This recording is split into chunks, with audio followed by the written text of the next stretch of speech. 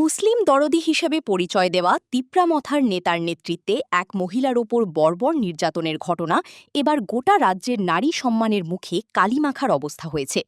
অভিযোগ, পরকীয়ার অভিযোগ তুলে এক মহিলাকে প্রকাশ্যে মারধর করে তাকে নগ্ন করা হয় এবং বীভৎস কায়দায় তাকে যৌন নির্যাতন করা হয়। ঘটনাকে কেন্দ্র করে ব্যাপক চাঞ্চল্যের সৃষ্টি হয়েছে গোলাঘাটি বিধানসভার কোলাঘাটি গ্রাম পঞ্চায়েত এলাকায়।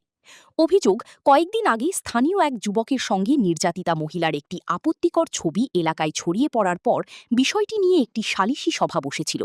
সেখানে মৌখিকভাবে মীমাংসা হলেও পরবর্তীতে স্থানীয় তিপ্রামথার নেতা টিটন আলী ওরফে সুমনের নেতৃত্বে একদল মহিলা ও পুরুষ নির্যাতিতার বাড়িতে গিয়ে তাকে জোর করে টেনে বের করে আনে। পরে একটি মাঠে নিয়ে গিয়ে প্রথমে ওই মহিলাকে বেধড়ক মারধর করা হয়।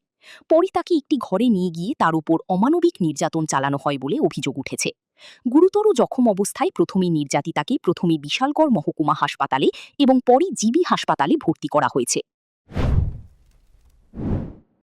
আমরা পাড়ার মহিলা একজন তাইনারে ওই কি বাসের কুড়ি মুড়ি আসা না এটা দিয়া পুরুষ মহিলা মিল্লা ফিরছে এমন জায়গা দেখান যেত না, এমন জায়গার মধ্যেও তারা বাস দিয়া গুতা দিছে।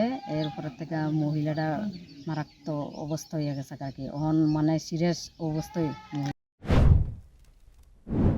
জিবি হাসপাতালে জটিল অস্ত্রোপচারের পর বর্তমানে মৃত্যুর সঙ্গে পাঞ্জা লড়ছেন ওই মহিলা।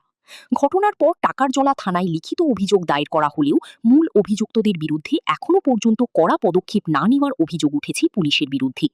অভিযোগ রয়েছে, প্রধান অভিযুক্তকে থানায় নিয়ে গিয়ে কিছুক্ষণ জিজ্ঞাসাবাদের পর ছেড়ে দেওয়া হয়।